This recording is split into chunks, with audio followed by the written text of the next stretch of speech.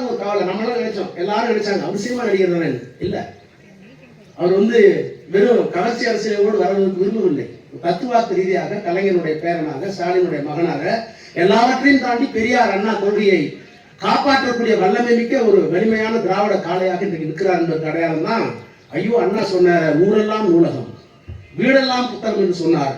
அதை போல இந்த சமுதாயம் அறிவார்ந்த சமுதாயம் வர வேண்டும். இப்ப நானே ஒரு விவசாய குடும்பத்தில் 8வது பிள்ளையா பிறந்தவன். எனக்கு யாரும் சொல்லிக் கொடுக்கல. நானா போய் பெரியார் புத்தகம், அண்ணா புத்தகம் அப்படி போய் லைப்ரரியில் தேடி தேடி படிச்சு பேச்சு போட்டி கட்டுப்பட்டுலாம் எழுதி என்னை எப்படியாவது ஐஏஎஸ் ஆகணும்னு எங்க அண்ணன் மேல விரும்பினாங்க. ஏன்னா எங்க வீட்டில் நிறைய பேர் ஐஏஎஸ் ஐபிஎஸ்.